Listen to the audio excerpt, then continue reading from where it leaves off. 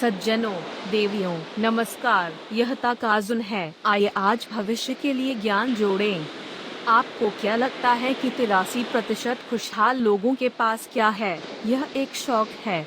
हम जानते हैं कि 83% खुशहाल लोगों के शौक हैं और कई चारित्रिक शौक हैं। एक खुशहाल व्यक्ति की विशेषताएं क्या हैं? इस लेख में पेश किया गया डेटा सेट एक ब्रिटिश ट्रैवल एजेंसी पर आधारित है जिसने खुश लोगों की विशेषताओं की जांच की है। चूंकि यह एक तथाकथित सहकर्मी समीक्षा पत्र नहीं है, इसलिए यह वैज्ञानिक विश्वसनीयता के रूप में कमजोर हो सकता है, लेकिन मुझे लगता है कि यह एक संदर्भ होगा।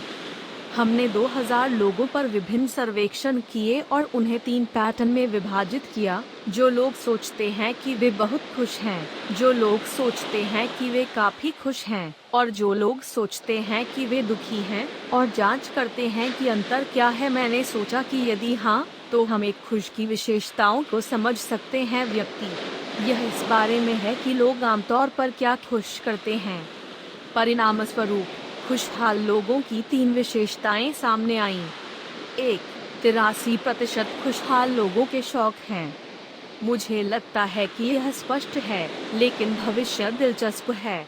जिन लोगों ने सोचा था कि वे बहुत खुश हैं, उनके पास शौक थे जिनके बारे में वे भावुक हो सकते हैं। मुझे एक शौक था जिसके बारे में मैं भावुक था और लोगों को बता सकता था। यह भी शोध है कि वास्तव में पाठ करने से खुशी बढ़ती है, इसलिए इसे वैज्ञानिक रूप से एक विश्वसनीय प्रवृत्ति माना जाता है। अंत में, जो लोग सोचते थे कि वे खुश थे, उनके पास अक्सर सक्रिय शौक थे।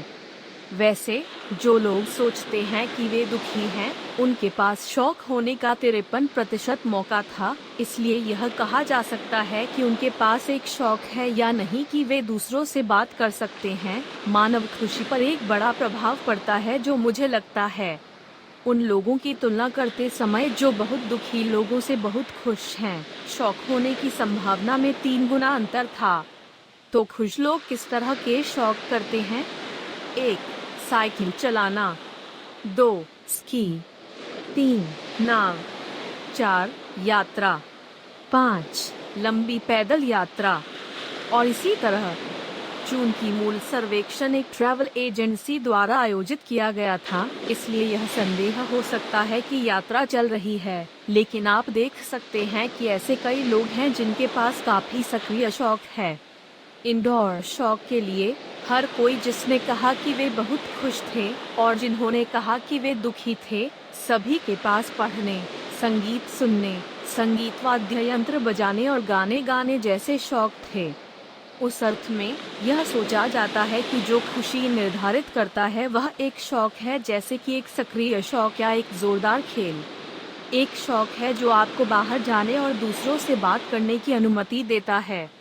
यह कहना नहीं है कि निष्क्रिय शौक बेकार घर के अंदर हैं। शरीर को खुश लोगों के रूप में स्थानांतरित करना उतना दर्दनाक नहीं है, और वे शरीर को स्थानांतरित करके अपने मानसिक स्वास्थ्य को भी स्थिर करते हैं। इसलिए यह कहा जाता है कि शरीर को हिलाना, इसका मतलब है कि चीजें मानव खुशी से जुड़ी हैं। वैसे, क्या कोई शौक है जो खुश लोग नहीं करते हैं और दुखी लोग करते हैं? केवल एक चीज थी। यह एक वीडियो गेम है।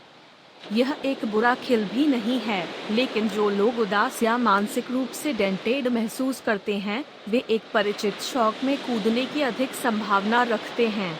खेल जो आपको यात्रा के साथ करना है, और लोगों को भी तैयारी की आवश्यकता होती है। इसलिए यदि आप मानसिक रूप से उदास हैं, तो आप इस तरह की चीजों से जुड़ नहीं पाएंगे, और आप इसे आसानी से कर सकते हैं और लोगों के साथ शामिल होने की आवश्यकता नहीं है। यह उपयुक्त है। 2-3/4 खुशहाल लोगों में उपन्यास की खोज के लिए एक उच्च प्रवृत्ति है। इसका मतलब है कि 3/4 लोग जो खुद को बहुत खुश मानते हैं, वे हमेशा नए अनुभवों की तलाश में रहते हैं। दूसरी ओर, 40% लोग जो खुद को दुखी मानते हैं, उन्होंने सोचा कि अगर वे हमेशा की तरह एक ही काम कर रहे हैं तो बेहतर होगा। 75% खुशहाल लोग कुछ नया ढूंढ रहे हैं, जबकि 40% दुखी लोग ऐसे काम करना चाहते हैं जो नई नहीं है और हमेशा की तरह ही करते हैं।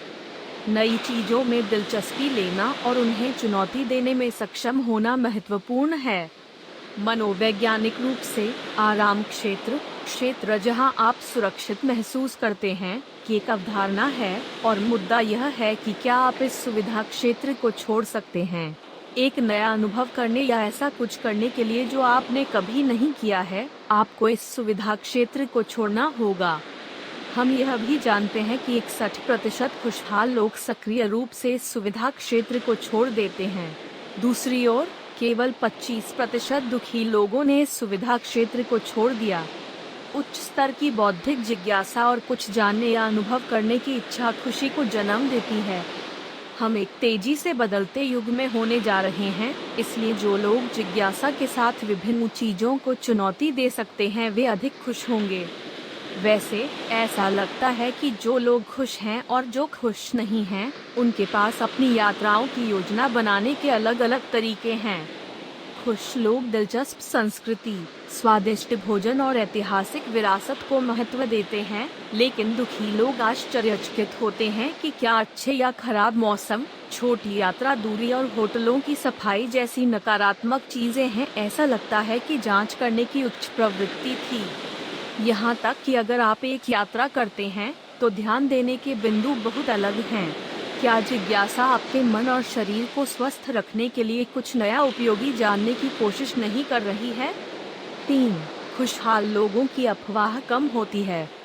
ऐसा लगता है कि कुछ अफवाह के विचार हैं जो आपको एक ही बात को गोल और गोल सोचते हैं।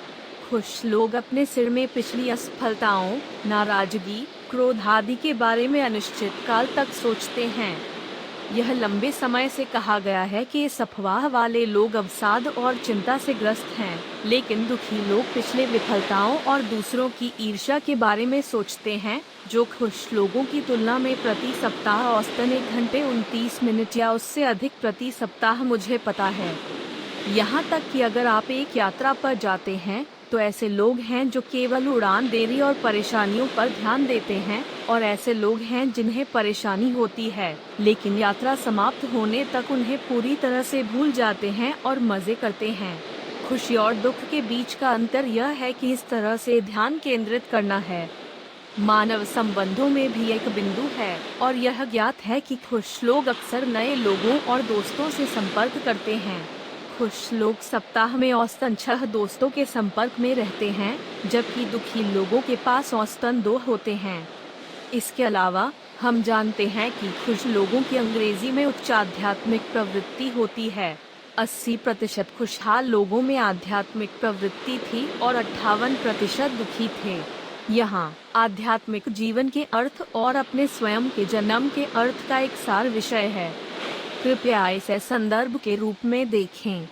हर व्यक्ति में अपना जीवन बदलने की शक्ति होती है। आज सबसे छोटा दिन है। आइए ज्ञान के साथ कार्रवाई करें और अपने भविष्य के लिए आगे बढ़ें। यदि आप एक सज्जन और एक महिला हैं जो कहती हैं कि यह अच्छा था, तो कृपया हमें एक उच्च रेटिंग दें और चैनल की सदस्यता लें। फिर यह फिर से है।